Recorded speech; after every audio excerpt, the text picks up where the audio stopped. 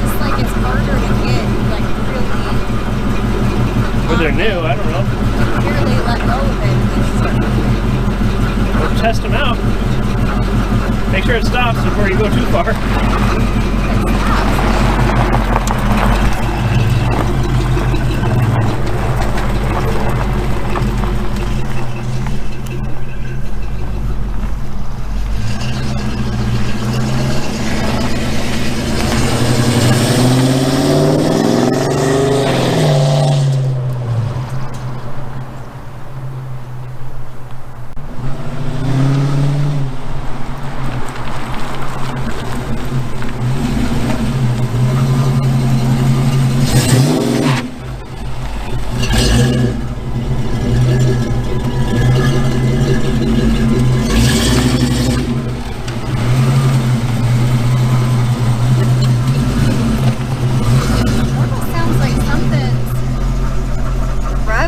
Or something's, I don't know.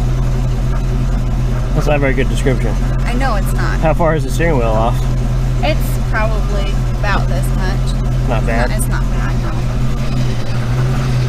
How are the brakes? It's okay. I mean, I didn't really mash on them, but... What's rubbing? Put it in neutral and coast. When you coast, when you go straight, or when you turn? When you're just going straight.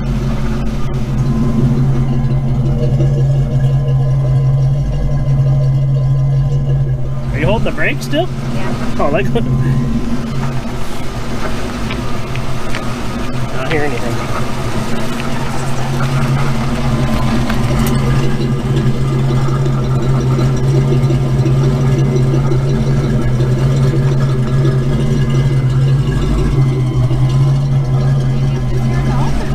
Huh? Maybe I'm just tearing off. Could be. Back steps gotta be lowered. How bumpy was it around there on that bumpy road? I mean, it was bumpy, but Right. I mean, you didn't really hear like nothing was rubbing. Well, I guess go down and turn around and come back.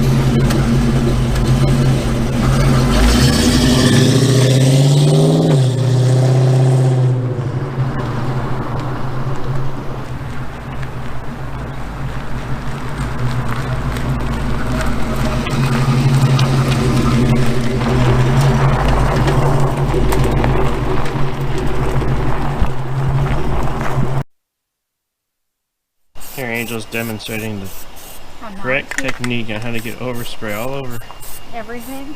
everything, pretty much. Especially like right here. Well, you know, a piece of paper under there would have been Yeah, nice. probably. Wow, on the fender. Don't worry, it's plastic dip. It'll peel off. You just have to peel off each individual dot of overspray. Probably get it out with wax and grease remover. Lacquer thinner. Wax thinner. As you can see, she's restoring the upper door trim. This side over here is already done.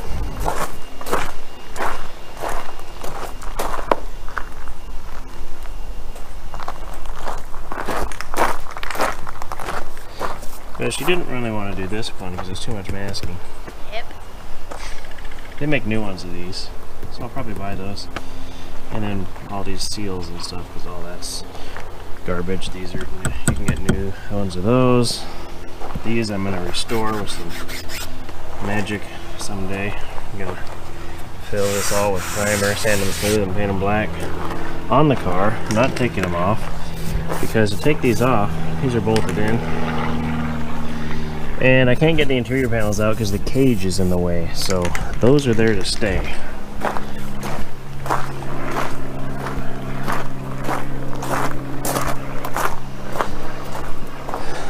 I gotta put the rear lowering springs in because that's not working out. The front is perfect, has zero rubbage, except for Angel rubbing on the overspray. That's the only rubbage we got going on here. There's some rubbage. The blue hood was kind of rubbish. But, yeah. We got the SN95 spindles and brakes on. 18 by 9s in the front. With a 245 something, 18. Don't really remember. 245 45, I think. Nope, 245 40. And then the back, they don't rub yet. They might when we put the lowering springs on, but that'll be fine. I don't think they will. 18 by 10s with a 275. 275 35. I really can't remember. But yeah. Anyway, I know they're 275s. Does anybody else ever notice when you try to find the size on a tire, it's always at the very bottom, upside down, no matter what? Anyway, 275/35, I believe. And perfect fit so far. We needed a new project vehicle, so I inherited this from my late father. He's still alive, but he was late bringing me lunch the other day. I was hungry too. I was. It's like a good half hour late, I think. Anyway, I bugged him for about 2 years. I think that's as long as he's had this. But I wanted it, so it's mine now. We're gonna go ahead and drop her down. Rear roll pan. Silverado taillights, because these Sierra ones are ugly. Keep these wheels because I like them. We're gonna go ahead and convert the front end to 0307 Chevrolet Silverado with the HD hood.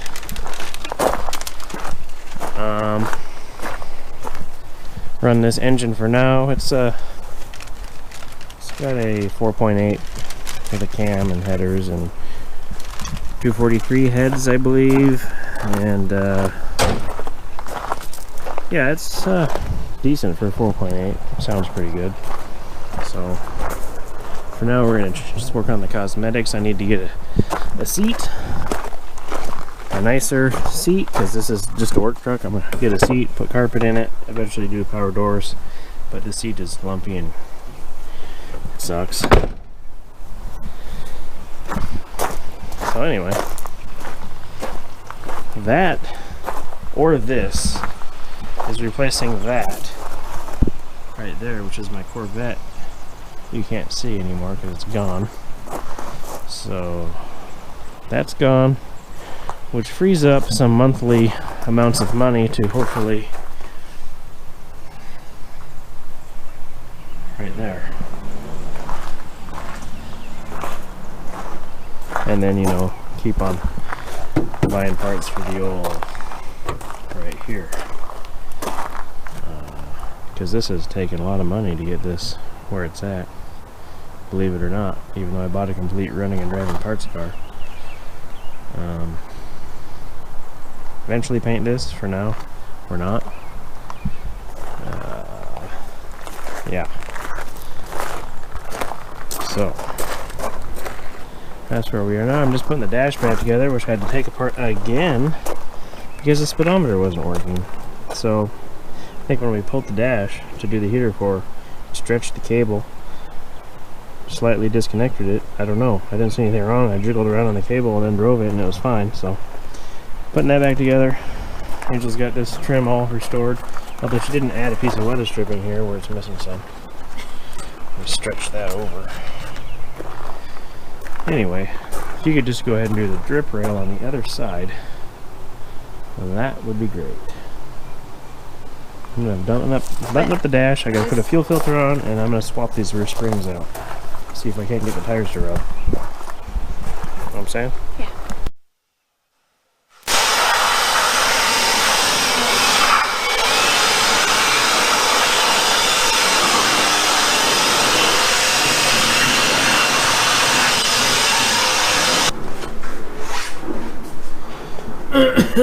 So, typical Ford.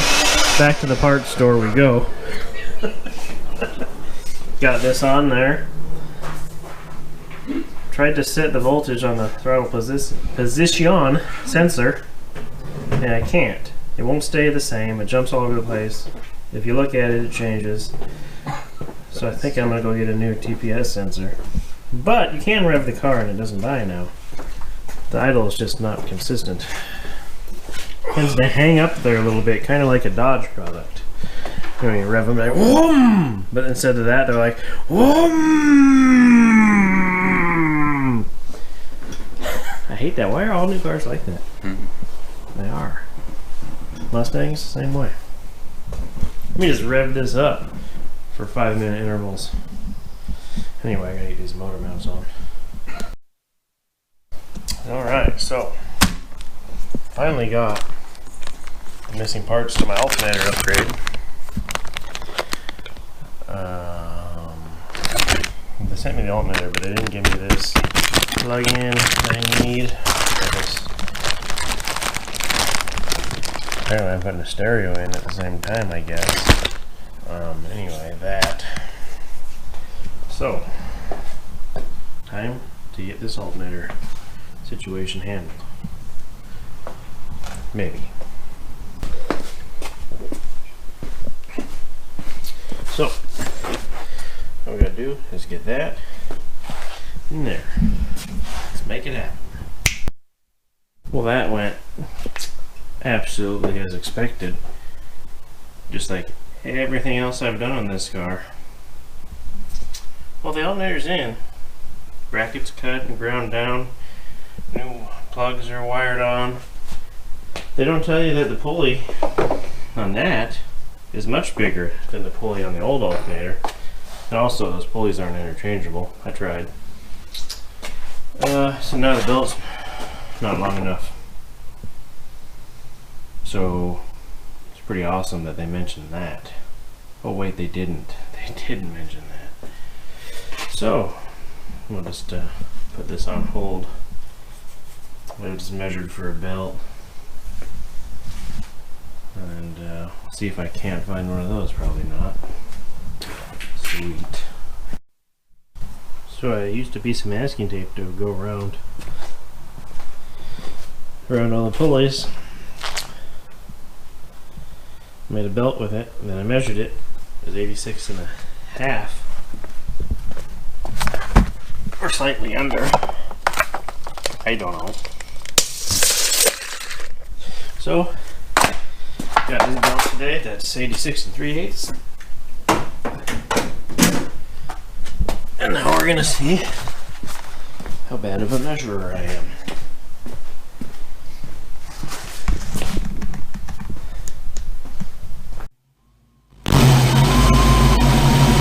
Alright, so the headlights on, fan on, radio on. We're still at 14.4. I guess it works. Gotta clean up this wiring here still. The car still stumbles and hunts for an idle. Not as bad as it used to, but still not quite right.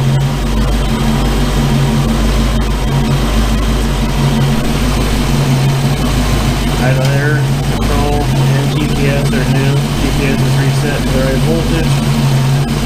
And that helped a lot. You couldn't even rev it up before, or you could, but then it would die right after. I don't really know what's left. Well, 2 sensors in there, none of that's causing anything there.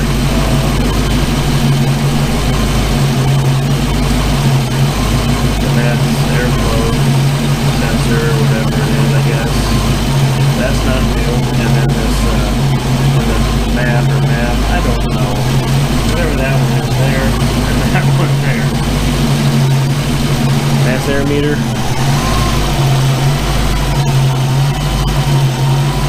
So anyway.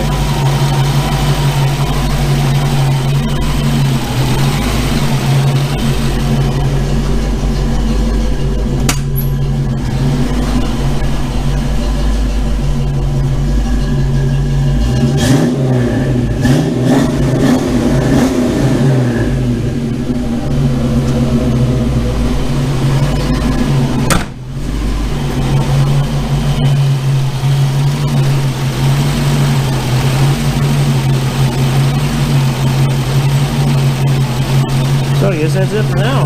Start driving it and figure out what else is wrong. You know, delete all this crap, put a carburetor on it. Not.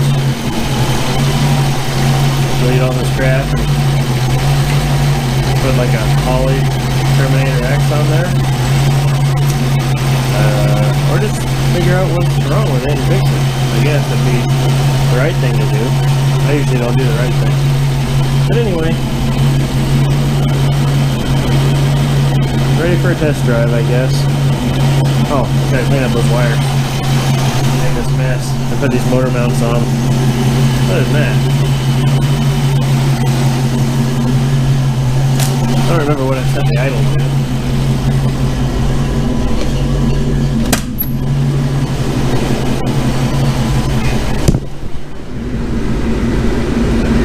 Guess I can turn the heat off. It's nice this actually works now. Floor. And it goes on the floor. It's custom. And comes out of here. It's super nice because I never did that before. And defrost. And it comes out a little bit right here and then a little bit right here, but it is enough to defrost the windshield. The ducts are not on that anymore, so it's just coming out the top of the box there.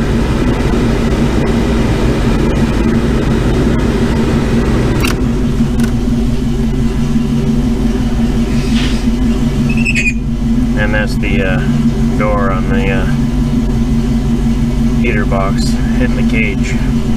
So that's just a noise we have to live with right now because I'm not taking this back apart. Stupid. The good guys said they couldn't get the city to fucking move it. Right. So they said. But how did they get away with doing it in other places? Well, I know. They've had a few events now.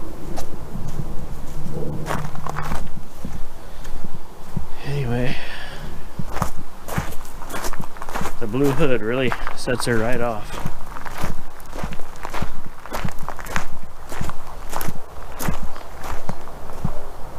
That guy, fucking, he'd be busy for a week on this thing. I would like to have him do the roof because I'm really going to mess that thing up when I try to fix that. Big dent in the roof that you can't see right here, but these roofs are very fun to fix. Right. Anyway, even though Angel hates the window tint, it sure looks good. I'm not saying it doesn't look cool. I'm saying that when you're driving it at night, it's absolutely terrible. Especially when you can't see to drive at night to begin with.